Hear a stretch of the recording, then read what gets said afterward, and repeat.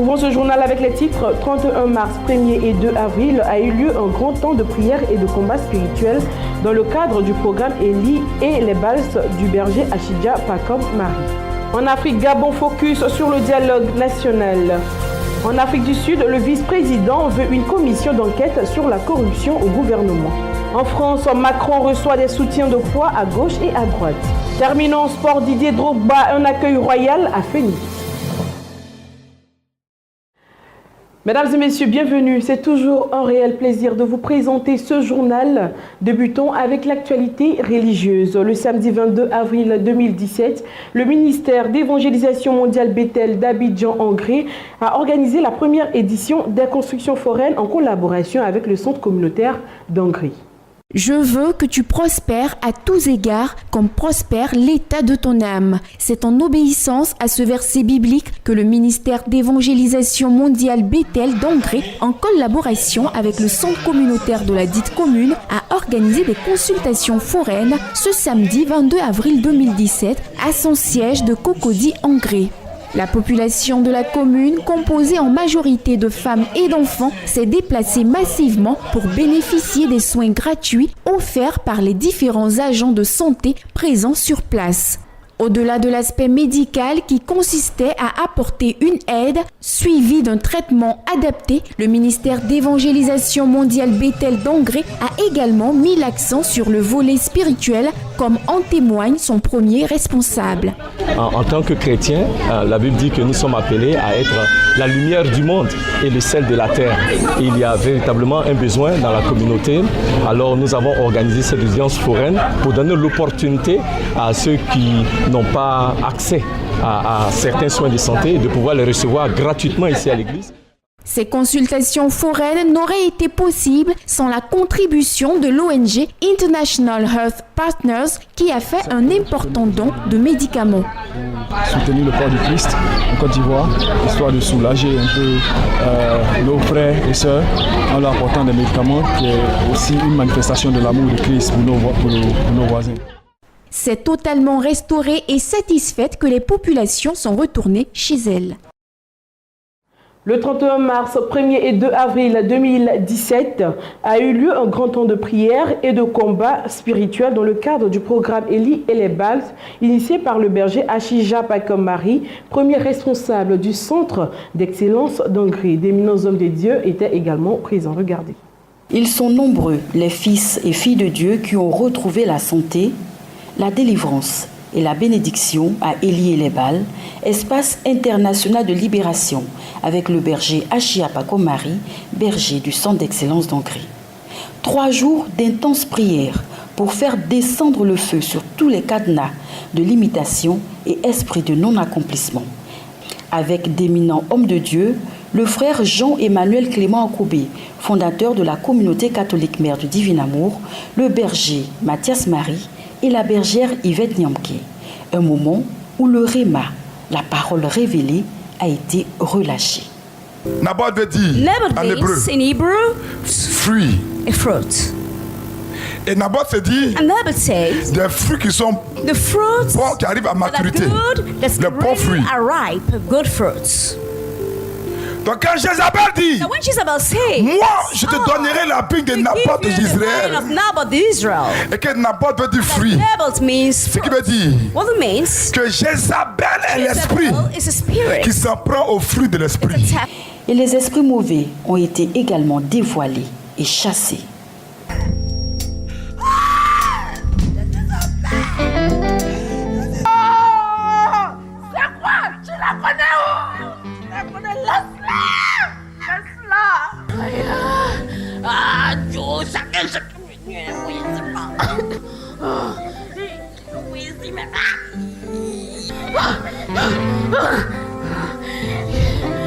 Le peuple de Dieu disposé est allé en eau profonde découvrir le merveilleux plan du Seigneur, le Dieu de délivrance qui protège, libère et sauve.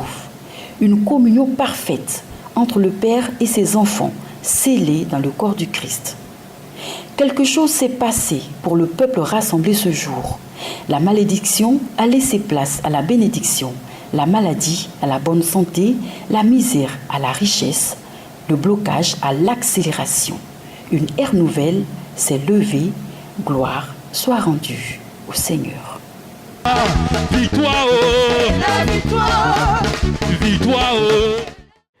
L'église évangélique La Bonne Semence de la prophétesse Nampé Solange a célébré un culte spécial à l'occasion de la fête de la Pâque. C'était à Angré le samedi 15 avril 2017.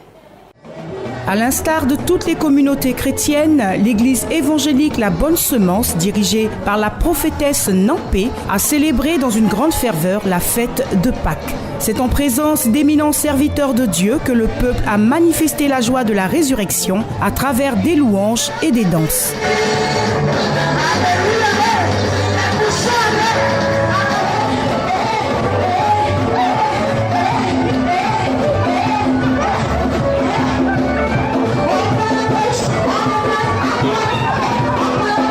Cette glorieuse fête a été particulièrement marquée par la pertinente exhortation du prophète Dominique Nguessan sur le sens profond de la Pâque. Se fondant sur l'évangile de Jean au chapitre 3, le verset 16, il a rappelé que Pâques est le résumé même de l'expression forte de l'amour de Dieu pour les humains. Parce que célébrer la Pâque, c'est rendre gloire à l'agneau de Dieu qui a été immolé pour toutes les familles de la terre.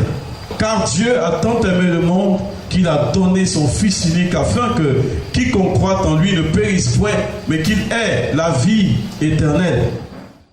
Ce culte a été par ailleurs l'occasion parfaite de présenter au peuple de Dieu le calendrier chrétien initié par le prophète Dominique Nguessan. Il nous en donne ici quelques précisions. Et chaque fois nous faisons sortir un calendrier. Le mois d'avril dans lequel nous étions, on a toujours été, devient le mois de la louange à Dieu. Et le mois de mars devient le mois du triomphe divin, notre dernier mois. Et cette année est dénommée année des lâches. La Pâque, le mois d'avril, c'est notre nouvelle année, l'année des enfants de Dieu, c'est-à-dire les chrétiens. Nous devons oublier le mois de janvier, car notre nouvelle année, notre vraie nouvelle année, l'année des chrétiens, c'est le mois d'avril. Un repas copieux, digne d'une fête de Pâques, a couronné cette cérémonie. Faisons tour au Bénin, un concert de louanges et d'adoration a été organisé le dimanche 16 avril 2017 à Akpakpa au Bénin. Ce concert était l'apothéose d'un programme d'évangélisation initié par l'évangéliste González Tovignono. Suivons.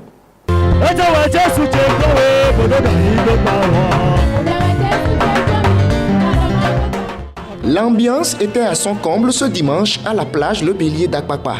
Après une croisade d'évangélisation qui s'est déroulée du 2 au 15 avril, l'occasion était propice pour célébrer le Christ ressuscité d'entre les morts. Adoration, louange, message et prière étaient au rendez-vous.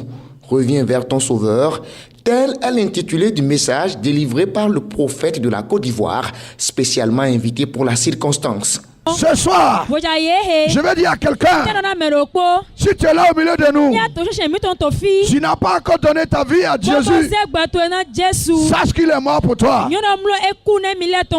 Ta vie l'insulte tous les jours. Ta vie ne reflète pas ce Jésus-là. Mais ce soir, la possibilité t'est donnée de quitter au milieu de ceux qui insultent Jésus.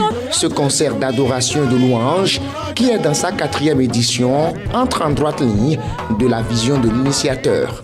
Ma vision, c'est d'impacter la jeunesse à travers l'évangélisation, à travers la louange et l'adoration. Donc voilà la raison pour laquelle c'est une organisation interdénominationnelle, composée rien que des jeunes, pour pouvoir toucher les autres jeunes qui ne sont pas encore atteints par la parole de Dieu. La réussite de l'événement, qui s'est traduite par la foule venue célébrer le Seigneur en ce dimanche de Pâques, ne laisse pas indifférent l'homme de Dieu. Je prie que l'année prochaine, que cela soit encore plus dense que ça. Donc de part et d'autre, si vous êtes touchés par cette manifestation, et vous pouvez nous soutenir pour que cela puisse aller de nation en nation, et vraiment, nous serons vraiment très contents, très réjouis et le Seigneur vous bénira. En Afrique à présent, le Gabon a pris l'habitude des dialogues nationaux pour sortir des crises politiques. Le 18 avril 2017, la seconde phase des pourparlers initiés par le président Ali Bongo pour sortir de la crise post-électorale ont démarré. C'est le 18 avril 2017 que la deuxième phase du dialogue politique a repris au Gabon. Le pays coutumier des dialogues post-électoraux espère trouver un dénouement à la crise actuelle à travers cette nouvelle approche politique. Pourquoi les dialogues politiques n'ont toujours pas abouti dans ce pays d'Afrique centrale? La raison récurrente est le manque d'implication de toutes les composantes de la population gabonaise à chaque dialogue, notamment la société civile. En 1990, la conférence nationale souveraine première du genre semble être le conclave qui a réussi à poser les bases du dialogue au Gabon. C'est au sortir de ces discussions que les composantes pouvoir, opposition et société civile avaient été identifiées. Au sortir de la conférence nationale, les politiques se sont retrouvés dans une autre messe qu'ils ont dénommée les accords de Paris. Après les accords de Paris, au sortir de là, on a eu ce qu'ils ont appelé les accords d'Arambo. Les accords d'Arambo, Dieu seul sait ce que cela a produit réellement comme action concrète, vraiment dans le cadre de l'amélioration du cadre de vie des populations gabonaises. Quels sont les éventuels blocages au dialogue national au Gabon, quelques jours avant l'entame de la deuxième phase du dialogue instauré par le président Ali Bongo Ondimba? L'opposition réunie au sein de la coalition pour une nouvelle république de Jean-Ping a qualifié cet acte politique de mascarade et a même refusé d'y participer. À l'inverse, une frange de l'opposition a rejoint le dialogue à l'instar de René Ndemozo-Obiang, dont le revirement a troublé plus d'un. Je pense que c'est peut-être pas le format de ce dialogue que ce dialogue devait avoir. Il faut associer tout le monde. Il faut appeler toutes les intelligences, toutes les filles et les fils du Gabon. À l'issue de ce dialogue national, les débats devraient aboutir à la réforme institutionnelle, notamment la révision du code électoral pour instaurer une présidentielle à 2 tours, les rôles de la Cour constitutionnelle et de la Commission électorale. Le vice-président sud-africain Cyril Ramaphosa réclame la mise en place d'une commission d'enquête sur les allégations de corruption au sommet de l'État. C'est aussi l'avis de la médiatrice de la République. Le vice-président sud-africain Cyril Ramaphosa a réclamé dimanche la mise en place d'une commission d'enquête sur les allégations de corruption au sommet de l'État. Ramaphosa fait directement référence aux recommandations de Thuli Madonsela, l'ex-médiatrice de la République, qui avait notamment pointé de forts soupçons de collusion entre le président Jacob Zuma et une richissime famille d'hommes d'affaires, les Gupta. Le Congrès national africain ANC, au pouvoir depuis la fin de l'apartheid en 1994, a subi un fort recul lors des élections municipales d'août 2016. Cyril Ramaphosa fait partie des favoris pour succéder à Zuma à la tête de l'ANC à la fin de l'année. Un scrutin clé qui désignera le chef de file du parti pour les prochaines élections générales de 2019. Son principal challenger n'est autre que Nkosazana Dlamini Zuma, l'ancienne patronne de l'Union africaine, soutenue par le chef de l'État. Parlons environnement. L'Éthiopie est aujourd'hui confrontée à la pire sécheresse depuis des décennies. 10,2 millions de personnes, dont 5,7 millions d'enfants, sont sous la menace de la famine. En 2016, l'Éthiopie a été frappée de plein fouet par une sécheresse sans précédent. Cette année, selon les Nations Unies, le pays doit faire face à une nouvelle sécheresse, rendant nécessaire une aide alimentaire d'urgence pour 20 millions de personnes. Les séquelles du passage du phénomène climatique El Niño, combiné à de faibles pluies, posent de nouveaux risques, en particulier pour les éleveurs qui se trouvent confrontés à des pénuries de fourrage dans les régions sud du pays. Nous avons perdu la majeure partie de notre bétail à cause de la sécheresse. La famine s'est installée, nos enfants sont malades et sous-alimentés. Nous sommes désemparés si l'on sait que la situation va de mal en pis. En Éthiopie, la malnutrition aiguë a augmenté fortement et un quart des districts sont désormais officiellement classés comme faisant face à une crise nutritionnelle. Le Programme alimentaire mondial continue de distribuer de l'aide alimentaire aux habitants d'Arores, près de la frontière somalienne, dans la région sud-ouest du pays.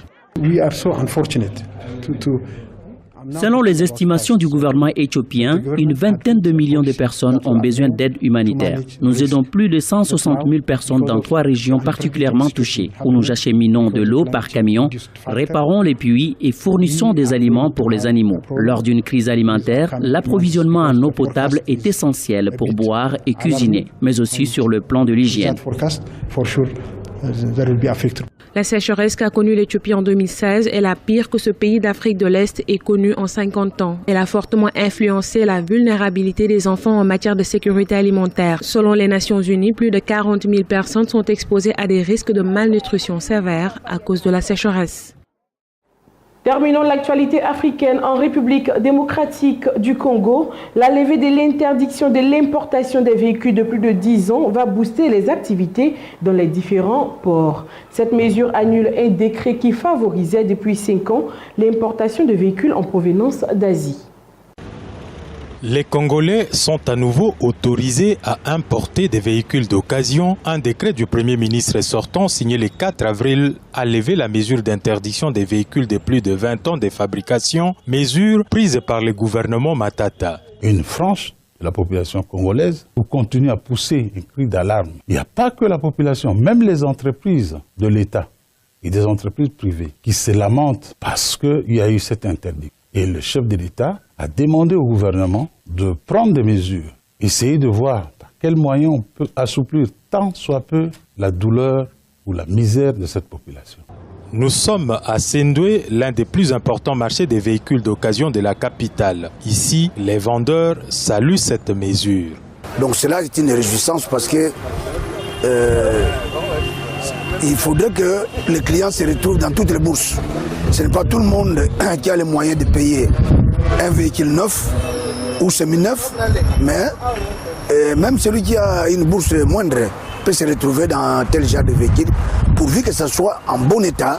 La RDC n'étant pas une poubelle où tout véhicule sans condition peut rouler sans garantie sécuritaire et respect environnemental, cette décision doit être accompagnée de mesures d'encadrement assurant le contrôle technique des véhicules importés. Tout véhicule d'occasion à importer en République démocratique du Congo doivent impérativement, je dis bien impérativement, présenter un certificat de contrôle technique du pays de provenance, délivré par une agence agréée par le gouvernement. L'interdiction d'importation des véhicules d'occasion de plus de 20 ans a ouvert l'axe d'importation des véhicules avec volant à droite en provenance d'Asie qui ont inondé la ville-province de Kinshasa, mais aussi plusieurs villes du pays. La nouvelle mesure pourrait booster l'activité dans les principaux ports du pays, notamment celui de Matadi et Boma, où tout tourne au ralenti depuis environ 4 ans.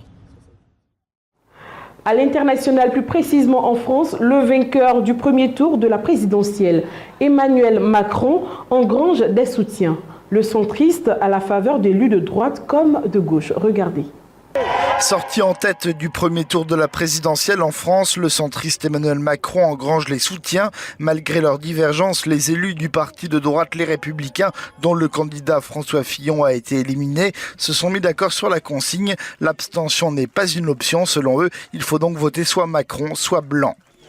Je suis bien heureux que notre famille politique ait pu se mettre d'accord sur l'idée que l'objectif c'était de faire battre Marine Le Pen et que pour faire battre Marine Le Pen, il n'y a pas d'autre solution que celle de faire en sorte que l'on se prononce, et sans dire le mot afin de respecter les différentes sensibilités, pour Emmanuel Macron. Après la déroute du candidat socialiste Benoît Hamon, le parti se met en marche pour soutenir Emmanuel Macron. Un tract sera publié à 4 millions d'exemplaires. Plusieurs centaines de milliers d'affiches seront imprimées et placardées partout en France. Des milliers de porte-à-porte, des centaines de réunions seront organisées par nos élus militants tout au long des 2 prochaines semaines. Car il est hors de question de laisser la France perdre son âme. Quant au président François Hollande, il a levé toute ambiguïté en annonçant dans une allocution télévisée qu'il votera pour Emmanuel Macron face au risque que Marine Le Pen fait peser, selon lui, sur l'avenir de la France. Le Front républicain formé autour d'Emmanuel Macron ne fait pas forcément l'unanimité. À Hénin-Beaumont, ville de Pays-Bas-de-Calais, l'appel a fait barrage à Marine Le Pen, qui est plutôt mal perçue. À Hénin-Beaumont, Marine Le Pen a obtenu plus de 46,5% des suffrages au premier tour. Elle espère obtenir encore plus au second, mais au niveau national, de nombreuses personnalités appellent à lui faire barrage. Cet appel à un front républicain est plutôt mal perçu dans cette ville du Pas-de-Calais. La première fois qu'il y a eu le vrai Front républicain, c'était il y a 15 ans, il me semble, à peu de choses près, c'est l'anniversaire. Et finalement, 15 ans après, le Front National a des millions de supporters en plus. Ça prouve que ça n'a pas marché. Il faut faire confiance à l'électeur. L'électeur choisit en son âme et conscience. Il n'a pas besoin qu'on le guide. Moi, ça me hérisse le poil. Mais tout le monde n'est pas de cet avis. Je suis issu de l'immigration et je suis un exemple de l'intégration. Voilà. Je suis artisan taxi, je suis patron de ma boîte, je paye mes cotisations, je suis quelqu'un qui est réellement intégré à 100%. Et je pense qu'il y a d'autres personnes dans cette situation-là, à l'heure actuelle. Donc moi, je me vois envers ces personnes qui demandent à faire barrage au Front National. La chef de la diplomatie européenne a fait sa première visite officielle en Russie depuis sa prise de fonction en 2014. Federica Mogherini et son homologue russe Sergueï Lavrov n'ont pu surmonter les désaccords. Une première visite officielle en Russie pour la chef de la diplomatie européenne. Federica Mogherini s'est entretenue lundi à Moscou avec son homologue russe Sergueï Lavrov pour faire un point sur les relations entre l'Union européenne et la Russie et pour tenter de faire avancer l'épineuse question du conflit en Ukraine. Ce dossier a été au centre de la conférence de presse qui a suivi la rencontre. La position de l'UE de ne pas reconnaître l'annexion de la Crimée est une position de principe. Cette position continuera d'être celle de l'UE et de nos partenaires dans le monde. J'attends de nos collègues de l'Union européenne qu'ils s'efforcent de faire appliquer les accords de Minsk par le gouvernement ukrainien. De notre côté, nous sommes prêts à assumer notre partie des engagements en tant que garant de ces accords.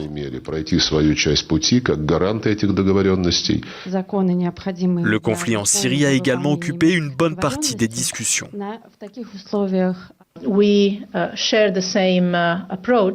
Nous partageons la même approche. L'accès à l'aide humanitaire doit être amélioré. Et pour ça, nous comptons sur le travail russe, notamment au travers des discussions à Astana.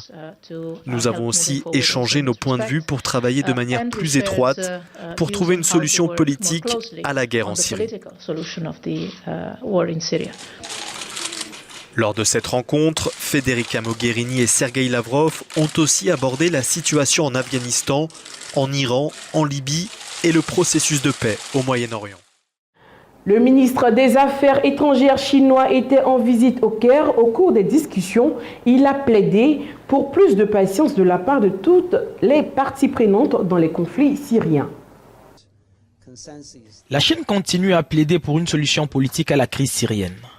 L'envoyé spécial de Pékin pour la Syrie a été reçu ce week-end au Caire par les responsables du ministère égyptien des Affaires étrangères. Xi Xiaoyan a plaidé pour plus de patience de la part de toutes les parties prenantes. Nous ne pouvons pas espérer résoudre la question syrienne qui est très compliquée à court terme ou trouver une solution en une nuit. Mais ce n'est pas important. Nous ne pouvons pas nous imaginer qu'il n'y aura aucune complication, aucun revers, aucune difficulté. Tout cela est attendu.